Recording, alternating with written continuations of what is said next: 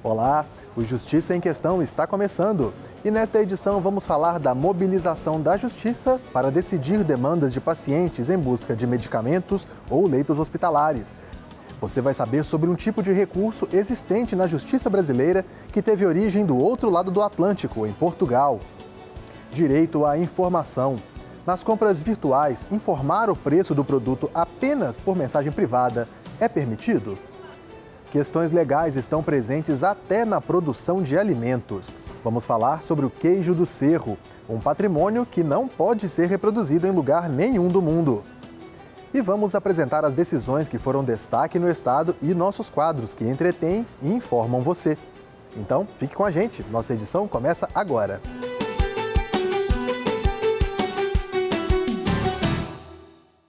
As ações que envolvem a judicialização da saúde em Minas têm novidade.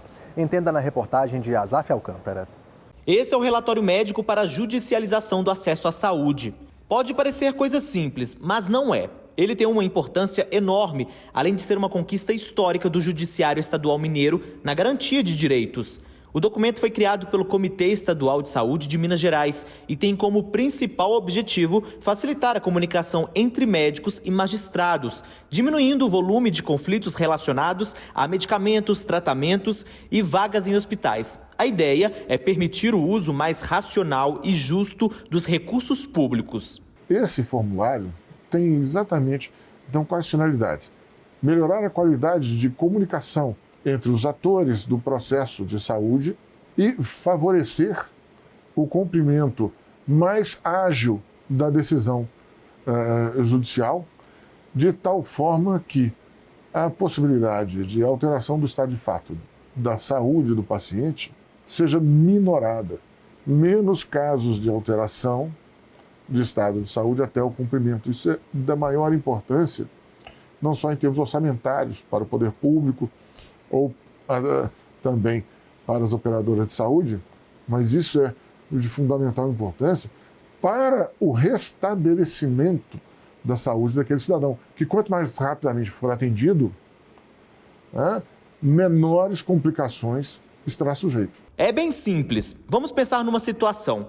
Um paciente que enfrenta um tipo raro de câncer precisa de um medicamento específico que é muito caro ou não existe no mercado brasileiro.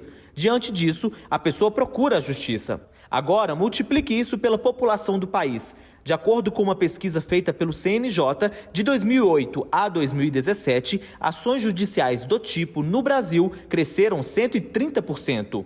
Foram quase 500 mil processos só na primeira instância e mais de 250 mil em segunda instância. Ao esclarecer o juiz sobre assunto especializado, o relatório pode facilitar, por exemplo, a entrega rápida de um remédio mais barato com o mesmo efeito, o que pode salvar vidas. Favorece a aquisição do medicamento específico, barateia o custo, porque nós temos que lembrar que, se é em matéria de saúde pública, o Estado ou o município vai ter que fazer uma licitação para aquisição daquela medicação que é vinculada àquela causa e não pode ser utilizada em outra. E o tempo que demora entre o deferimento do ano liminar, a oferta da medicação, no caso que eu estou falando, esse tempo pode ser determinante na mudança do estado de fato, do estado de saúde daquele paciente. E aquela medicação pode se perder sem poder ser fornecida para outra pessoa que necessite também daquela. Ainda de acordo com o CNJ, no mesmo período observou-se um aumento de mais de 30% nos processos envolvendo planos de saúde. Essa é a maior demanda judiciária no país. Em seguida, vem as ações de seguro-saúde, que aumentaram mais de 20%. Feitos de saúde pública, ou seja, o SUS, respondem por cerca de 11% dos pedidos.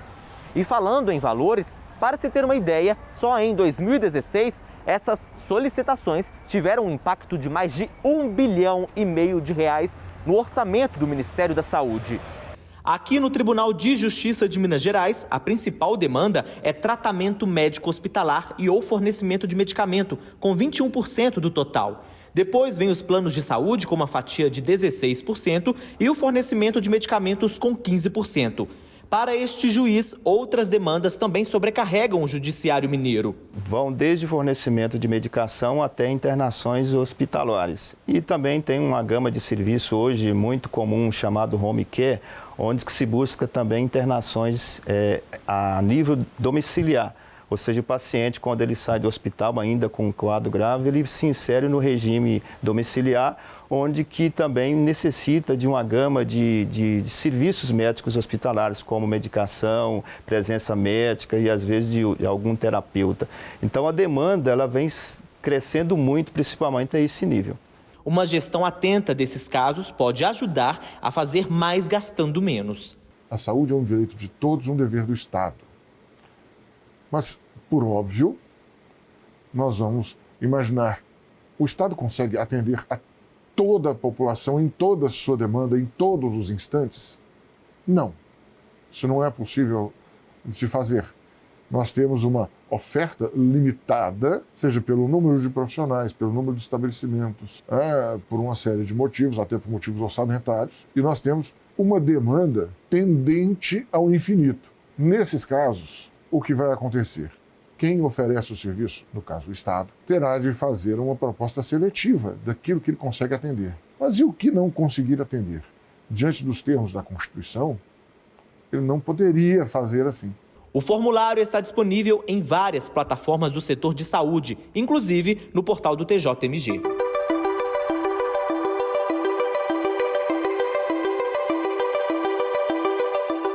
E você confere agora as decisões do Tribunal Mineiro que foram destaque no estado, no quadro Giro de Decisões.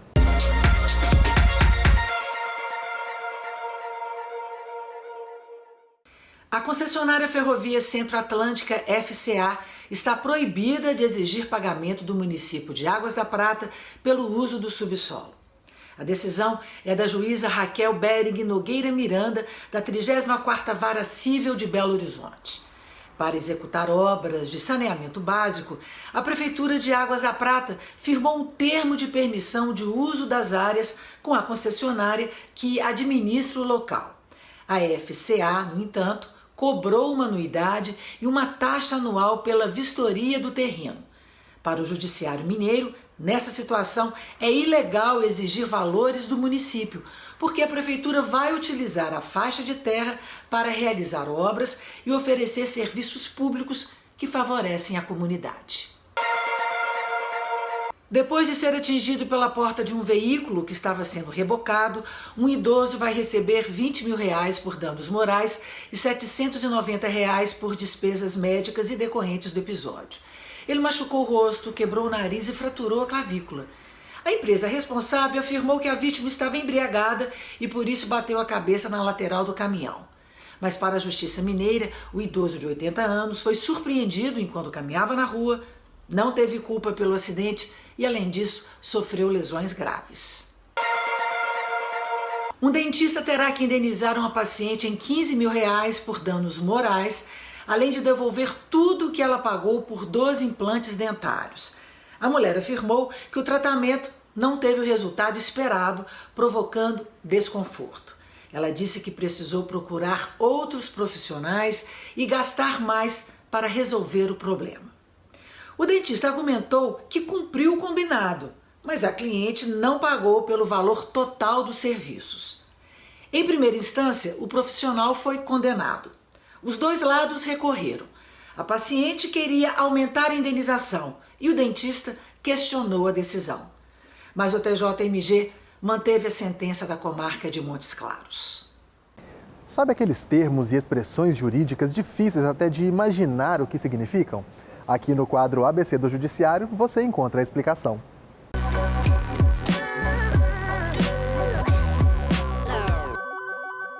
Juris et de jure. Significa de direito e por direito. É a presunção absoluta, incontestável, estabelecida por lei como verdade. Por exemplo, o conhecimento da lei. Ninguém pode alegar desconhecer a lei para se negar a cumprir alguma obrigação. Ela se opõe a outra expressão latina, juris tantum, que quer dizer somente de direito. Essa é a presunção relativa, passível de ser desmentida. Por exemplo, a presunção de inocência, que vale até apresentar-se prova do contrário.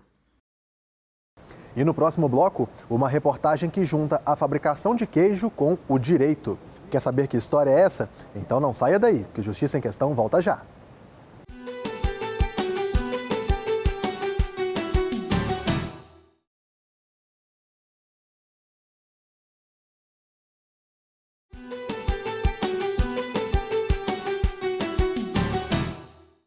O Justiça em Questão está de volta. Estamos nos tornando consumidores mais exigentes, é um fato. Sabendo disso, produtores, agricultores e técnicos têm buscado se destacar no mercado. Uma das formas encontradas foram as certificações. Antes de sermos surpreendidos pela pandemia, nós fomos conhecer uma cidade mineira famosa por fornecer queijos certificados e premiados. Uma técnica exclusiva diferencia esse produto. E dá até caso de justiça se alguém tentar vender gato por lebre. No caso, queijo por lebre. Olha só. Este é o famoso queijo do Cerro, um produto que muita gente considera um espetáculo. E como todo espetáculo, existem fases a serem executadas para ele finalmente chegar ao público. Tudo começa com uma ideia. Essa chegou com os portugueses que vieram para a região do Cerro há 300 anos e transmitiram os métodos de produção, que até hoje são a base do queijo feito aqui. Seu Jorge produz há muitos anos e conta que a fabricação antes sofria o entrave de uma lei ultrapassada da década de 1950. A produção artesanal não existia lei. Existia uma lei para queijos a nível nacional, resolução federal, para então queijos pasteurizados, certo? E lá nessa resolução tinha lá uma questãozinha que falava do queijo artesanal, que podia ser comercializado se ele tivesse um prazo superior a 60 dias. Nós estávamos proibidos de produzir. O queijo Minas artesanal é feito com leite cru, o que, do ponto de vista sanitário, demanda cuidados especiais na fabricação. Essa característica levou os produtores a se organizarem. E aí o cenário se transformou. Em 2002, Minas criou uma lei para autorizar e reconhecer a produção com leite cru dentro do seu território. Eles se profissionalizaram e se adequaram junto ao Sistema Brasileiro de Inspeção de Produtos de Origem Animal. E o queijo virou a principal fonte de renda para muita gente na região. Segundo dados da Prefeitura do Cerro, o queijo Minas artesanal contribui com 60% da renda municipal. Cerca de 150 famílias vivem dos lucros do queijo produzido na região e vendido nas lojas da cidade. Uma dessas famílias é a de Celinha e Ellen, e a história deles contou com uma ajudinha do destino. O Ellen é chefe de cozinha e se encantou com a produção de laticínios. Decidiu que um dia iria trabalhar com isso. Depois de uma temporada no exterior, voltou ao país e, sem saber desse desejo, a prima de uma amiga resolveu apresentar a ele uma conhecida.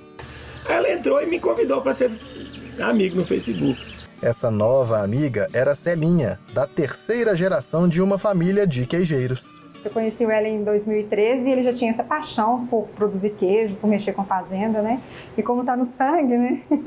Então as coisas se encaixaram bastante. Então a gente se conheceu e fizemos a programação, fizemos um projeto e adquirimos hoje a nossa Fazenda Cavazza do Ribeirão. Com 4 anos o casamento estava marcado e a fazenda comprada. Faltava fazer a produção decolar. O primeiro passo foi procurar a empresa de assistência técnica e extensão rural de Minas Gerais. Eles me procuraram a empresa. A gente vem dando assistência técnica dentro do que se recomenda, né, para poder fazer esse registro. E tem sido feito um trabalho bacana. Eles absorveram bem as informações e interesse pelo processo. Estão de parabéns, vocês podem estar vendo aí o quanto que eles já fizeram para evoluir. É aí que o espetáculo começa a ganhar forma. Primeiro, selecionando as estrelas desse show. E a partir que você escolhe o elenco, você vai escolher o modo de você processar, fazer a coisa. Então, se a gente tem um equipamento muito bom, que vai te dar uma qualidade no leite, para o leite chegar lá dentro, na hora de fazer o queijo, você tem uma qualidade de leite. Porque sem um leite de qualidade, você não faz um queijo de qualidade. O palco também precisa de cuidados. Periodicamente é feita a limpeza do espaço e das vacas, que tem todo um calendário de fecundação, etapas de produção e de descanso. O leite é trabalhado e colocado na forma bem cedinho. Daí é armazenado em uma sala reservada. Eu estou aqui usando essa touca porque nesse ambiente a higiene é fundamental. É aqui que é fabricado o queijo e nessa sala acontece um processo super importante, a colheita do pingo. Essas gotinhas vão ajudar na fabricação do queijo de amanhã. E essa etapa é muito importante porque ela é quem vai definir o produto como o legítimo queijo Minas artesanal do Cerro. O tempo de armazenamento vai definir o tipo do queijo, branco, meia cura ou maturado. Esse jeito de produzir fez com que o queijo do Cerro fosse tombado pelo IPHAN como patrimônio imaterial. Qualquer pessoa que deseje comercializar o queijo precisa de um registro do Instituto Mineiro de Agropecuária. Do ponto de vista da legislação, ele precisa cumprir as legislações estaduais que ditam acerca dos requisitos para a produção e comercialização do queijo Minas artesanal especificamente, a Lei 23.157 de 2018, e isso é fiscalizado pela Gerência de Inspeção de Produtos de Origem Animal do INMA, que faz o registro e também as fiscalizações a campo para verificar as condições, né, de conformidade em relação a essa legislação. O produtor ele precisa buscar o INMA para se regularizar. A produção fora dos padrões ou a fraude podem dar origem a penalidades administrativas e ação penal. O INMA, além de fiscalizar o processo, emite certificações. São selos que garantem que aquele produto tem um algo a mais. O Certifica Minas, por exemplo, atesta o respeito à sustentabilidade durante a produção. E o selo Arte permite ampliar a comercialização. Então agora a gente tem desde abril do ano passado o INMA, que a gente pode comercializar dentro do estado de Minas Gerais. E agora a gente está fazendo o selo Arte, que é para a gente comercializar em todo o território nacional. Celinha e Ellen querem que seu produto seja sucesso de crítica e de público, saindo do palco para as mesas. Esperam que outras pessoas se apaixonem, assim como eles.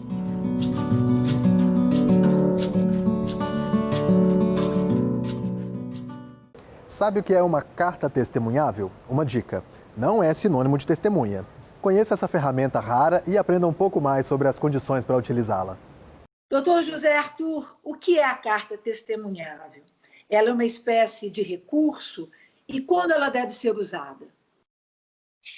A carta testemunhável é, sim, uma espécie de recurso e ela serve diante da inadmissão de um outro recurso. Em realidade, seria um recurso para garantir a tramitação e apreciação de um outro. Qual que é o prazo de interposição da carta e para quem ela deve ser endereçada?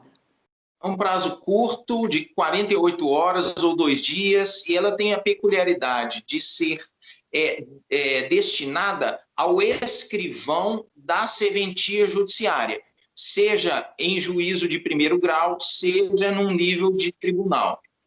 Por que ela é um recurso tão pouco utilizado pelos advogados? Existem recursos que são expressos e que fazem, às vezes, dessa carta testemunhável. Nesse sentido, os regimentos internos prevêem um recurso de agravo que tem a mesma finalidade da carta testemunhável. A carta testemunhável ela é um recurso exclusivo do direito brasileiro? Ela tem uma origem portuguesa, das ordenações filipinas, e os tratadistas e os autores de livros de processo penal sequer tratam da carta testemunhal. Quando tratam de uma maneira extremamente enxuta, demonstrando a ausência de utilidade e interesse, até mesmo no estudo desse recurso. É um recurso, inclusive, que está fadado a inexistir, inclusive o anteprojeto do Código de Processo Penal, que tramita no Senado, nem o prevê. Outras curiosidades do universo jurídico a gente revela aqui no quadro Você Sabia? No âmbito do direito, o tombamento é o instrumento de maior importância na preservação do patrimônio cultural. O tombamento impede, por exemplo, que um imóvel seja destruído, seja jogado ao chão. E na concepção não jurídica, o verbo tombar é entendido pelo cidadão em geral como exatamente o contrário, que é o ato de derrubar, de jogar, de destruir. Então, que curiosidade é essa? Por que no âmbito jurídico o tombamento tem um significado e naquela concepção nossa mais tradicional do nosso dia a dia, o significado é exatamente o oposto? Vamos explicar.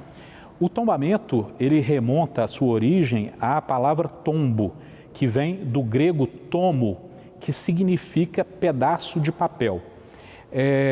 Em Portugal, no século XIV, houve a criação na torre do castelo de São Jorge, isso em 1375, do Arquivo Geral Português. E ali eram guardados os tomos, os livros em que as coisas mais importantes do reino português eram registradas. Em decorrência de uma mutação, a torre recebeu o nome de Torre do Tombo e tem esse nome até hoje. Então, o ato de tombar tomou o significado em Portugal no sentido de inscrever no livro das coisas importantes. E como que isso chegou no Brasil e como que isso virou o tombamento para a proteção dos bens culturais? Com a Carta de 1934, a nossa Constituição abriu a possibilidade e determinou que o poder público instituísse mecanismos de proteção do patrimônio cultural. Na era Vargas, foi então criada uma comissão integrada, sobretudo, pelos artistas modernistas, como Mário de Andrade, Oswald de Andrade, o próprio Rodrigo Melo Franco, em que foi criada a famosa Lei do Tombamento, que é o Decreto-Lei número 25 de 1937. E nessa lei, numa espécie de uma homenagem que os modernistas fizeram às origens portuguesas, utilizou-se a expressão tombar. Então, tombar para o direito brasileiro significa inscrever no livro das coisas importantes. É por isso que as coisas tombadas não podem ser destruídas. E no próximo bloco, uma reportagem sobre o preço no privado. Será que omitir o custo de produtos nos anúncios virtuais é ilegal? Você confere daqui a pouco. Voltamos já.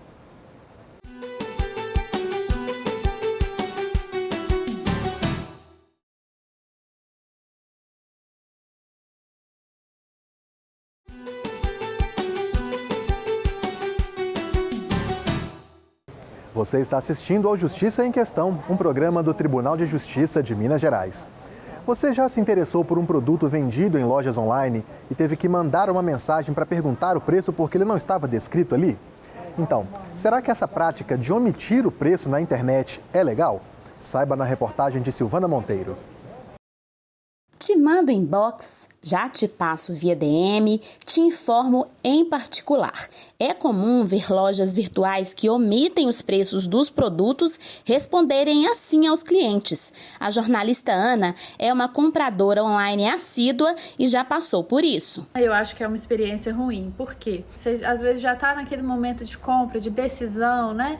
E que você tem que sair dali, você tendo o preço na vitrine, você decide se você entra ou não na loja, se aquilo cabe ou não no seu bolso. E quando você não tem isso, às vezes você entra para se deparar com uma situação completamente absurda, né? Um preço completamente fora do padrão, ou então um vendedor que não responde. Que essa prática, né, ela não devia ser extinta, assim, no mundo da internet. O direito à informação clara e precisa, principalmente em relação ao preço e à forma de pagamento, deve ser garantido tanto nas compras em lojas físicas quanto nas virtuais. O Código de Defesa do Consumidor estabelece que o cliente não pode ser pego de surpresa. Esse especialista adverte que mais do que algo incômodo e que gera perda de tempo, deixar de publicar o preço para só enviá-lo se o cliente pedir é uma prática contrária à lei. Chamar o consumidor para maiores informações sobre o preço em box não nos parece uma prática adequada diante do Código de Defesa do Consumidor, já que o próprio Código exige que esses preços estejam claramente demonstrados.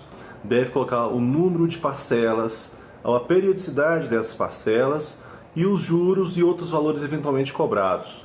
E colocar o valor total à vista, o valor total a prazo, para que o consumidor decida qual é a melhor situação a se adquirir aquele produto.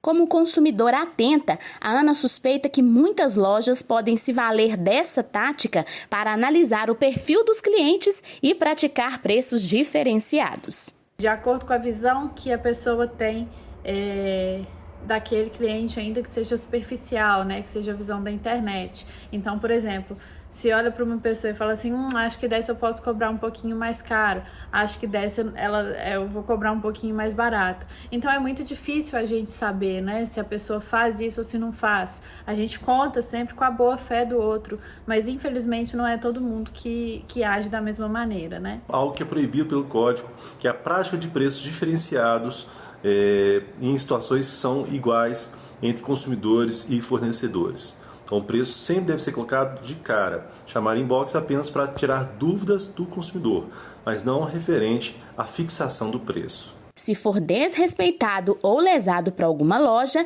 entre em contato com o Procon ou acesse o portal consumidor.gov.br.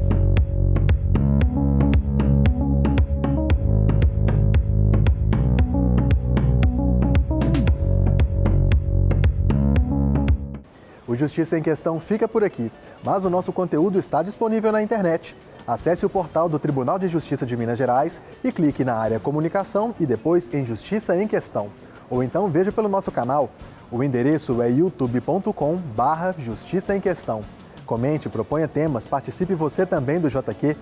Envie uma mensagem para o e-mail justiçaemquestão@tjmg.jus.br ou para o nosso WhatsApp. O telefone é 31 98462 1532. Um grande abraço, até a próxima edição e, se você puder, fique em casa.